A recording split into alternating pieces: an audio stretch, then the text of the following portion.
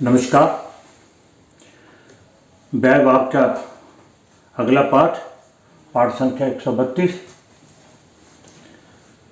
पिछले दो पाठों में भी हमने द्वादश भाव व्यय भाव के श्लोकों के बारे में जानकारी प्राप्त की और इस भाव में भी दो श्लोक और लिए गए हैं। इसमें पराशर जी महाराज मोक्ष की बात करते हैं। हम कहते हैं ना कि इंसान को, जातक को मोक्ष मिलेगा या नहीं मिलेगा, तो उसके लिए हम ये श्लोक लिए हैं पराशर जी महाराज के। उनके बृहत पराशर होरा शास्त्र से ये दो श्लोक हैं और श्लोकों के लिए आप स्वयं पुस्तक खरीदकर विस्तार से जानकारी प्राप्त कीजिए। मैं संक्षेप में गिने चुने ही श्लोक ले रहा हूँ। बढ़ते हैं अगले श्लोक की ओर। कहते हैं व्यय स्थान गते सौम्य तद्दिश्य स्व उच्च राशि गे। व्यय स्थान आप सबको मालूम है कि 12वां भाव कौन सा है। काफ़ी देर से हम चर्चा कर रहे हैं यह व्यय भाव के। यह है हमारा द्वादश व्यय भाव, यह हमारा लगन। और इस व्यय भाव को मोक्ष भाव भी कहते हैं, ये पहले बता चुके हैं। कहते हैं व्यय स्थान गते सौम्य। सौम्य का अर्थ है शुभ ग्रह।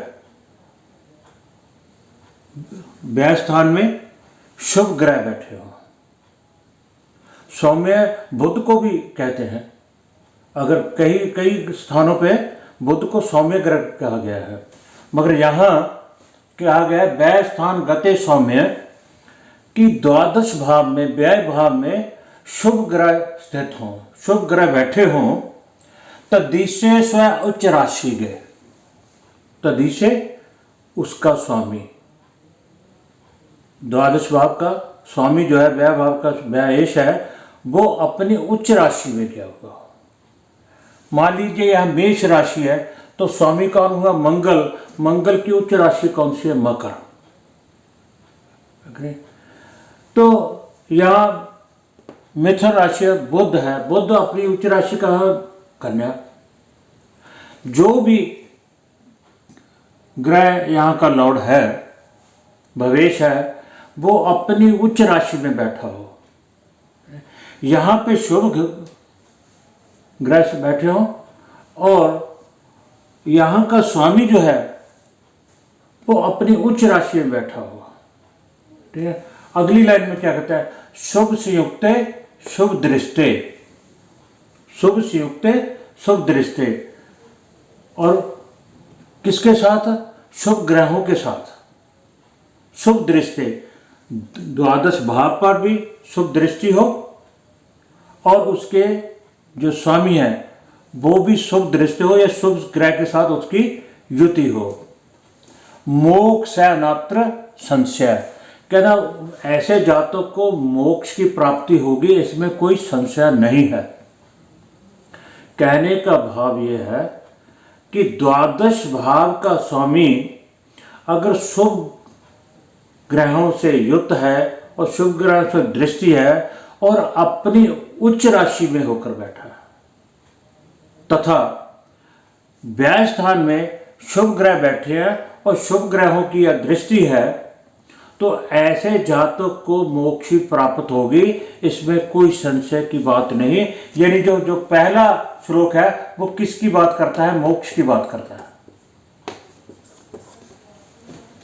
पहले आप किसी की कुंडली में भी अगर देखेंगे कि 12वां भाव शुभ ग्रहों से युक्त है या दृष्ट है और उसका स्वामी अपनी उच्च राशि का होकर बैठा तथा उसके ऊपर शुभ ग्रहों का प्रभाव है, तो इसमें कोई शंका नहीं होगी। पराशर जी कह रहे हैं कि उस जातक को मोक्ष की प्राप्ति होगी। बढ़ते हैं दूसरे श्लोक की ओर।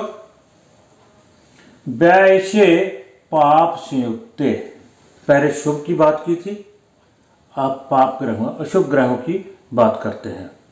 व्यय से, व्यय स्थान का स्वामी पाप से युक्त अशुभ ग्रहों के साथ युति करके बैठा है। व्यय पाप समन्वित, और यहाँ पर भी व्यय स्थान में भी अशुभ ग्रह बैठे हैं, व्यय स्थान में भी अशुभ ग्रह बैठे हैं। इसका स्वामी पाप ग्रहों के साथ बैठा है, और व्यय स्थान में भी अशुभ ग्रह हैं। पाप ग्रहणे संदृष्टे, और उनके ऊपर अशुभ ग्रहों की दृष्टि भी है।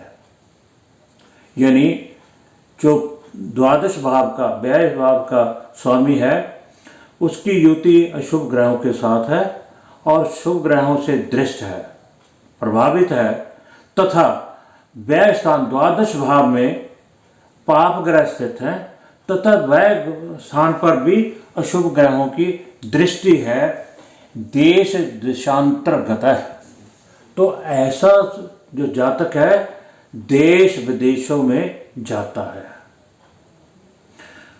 अब देश विदेश में जाना आजकल तो कलयुग में अच्छा मानते हैं, पर पहले क्या होता था, या समाज या पंचायत या देश वाले सरकारें या राजे महाराजे जो है किसी को काला पानी देना, देश से निकाल देना, देश से निकालना, या फिर वो ऐसा जो जातक है विदेशों में मजदूरी करने, जैसे आजकल जाते हैं, आजकल तो इसको शुभ मानते हैं, है ना, विदेश में जाना। तो विदेश का जाने की बात यहाँ से क्यों करते हैं, द्वादश भाव से इसीलिए करते हैं, अगर ये भाव जो है अशुभ ग्रहों से युक्त है, अशुभ ग्रहों की दृष्टि है, जितने ही अशुभ ग्रह इसको प्रभावित करेंगे उतना ही उसका चांस जो है देश विदेश में जाने का अधिक होगा। तो देश विदेश में जाना, मगर यहाँ से प्राप्त क्या होता है, अपने अपनों से और अपनी संस्कृति से, अपने जन्म स्थान से, अपने नेटिव लैंड से दूर होना, जो कि उस समय उसको अच्छा लगता है, मगर जब वो बाहर आता है, जैसे आजकल लोग बैठे हैं तो उनको जैसे कहते हैं होम सिकनेस, अपनी संस्कृति परे हो जाना उसको याद आती है। देश देशांतर कथा है, ऐसा जातक जो है देश विदेशों में जाता है, बाहर जाकर अपनी रोजी रोटी कमाता है, वहाँ स्थित हो जाता है, परंतु वहाँ सेटल होने के बाद जब उसकी आगे औलाद, शादी वहाँ होगी, औलाद होगी, जो वहाँ बच्चे पैदा हुए उनके लिए देश शासन, उनका वो नेटिव लैंड है, उन पे ये नियम लागू नहीं होता। जो यहाँ से जाकर वहाँ सेटल होते हैं और वहाँ उनकी शादी हो गई, बच्चे हो गए, जो बच्चे हैं उनके लिए तो वो उनका नेटिव लैंड है, उसका अपना मातृ देश है। तो ऐसे में वो कहते क्या है कि अगर व्यय स्थान पाप ग्रहों से युक्त है और पाप ग्रहों से दृष्ट है, तथा उसका स्वामी भी अशुभ ग्रहों के साथ युति किए हुए है और उस अशुभ ग्रहों से प्रभावित है, तो ऐसा जो जातक है देश विदेश में जाकर अपना जीवन यापन करता है। तो पहले भाव से जो श्लोक है उससे मोक्ष की बात की है, तो बात तो उन्होंने पराशर जी महाराज ने भी यही कहा है कि वो अपनी संस्कृति से, अपने जन्म मातृभूमि से दूर हो जाता है, अपनों से दूर हो जाता है। आगे क्या था, माताएं चिंता करती है, अगर किसी का बच्चा आज से 40-45 साल पहले की बात है, वो बाहर चला जाता है, पता नहीं वो खाना खाता होगा, कैसा होगा, उसका चिंता होती थी, उनको भी चिंता होती थी, बहुत दिक्कतों का सामना करना पड़ता था। तो अपनी संस्कृति से पर हट जाना, अपनों से परे हट जाना, ये अशुभ ग्रहों का प्रभाव है। तो जो देश विदेश जाने के इच्छुक हैं वो ये देखें भी उनका 12वां भाव कितना और 12वें भाव का स्वामी कितना पीड़ित है, तो आप खुदा स्वतः ही समझ जाएंगे। तो इस पाठ में इतना ही, अगले पाठ में कुछ और श्लोक लेंगे, उसके बाद फिर हम टॉपिकली चलेंगे, 1 by 1 रोजगार की, रोजी रोटी की बात करेंगे, शादी की करेंगे, पितृ दोष की करेंगे, अलग से जैसे जैसे जैसे शेयर मार्केट की बात करते हैं, प्रश्न आता है भी शेयर मार्केट में कैसे देखें, तो उनकी बात पे हम टॉपिकली करेंगे अलग अलग से। तो आप सबका बहुत बहुत धन्यवाद।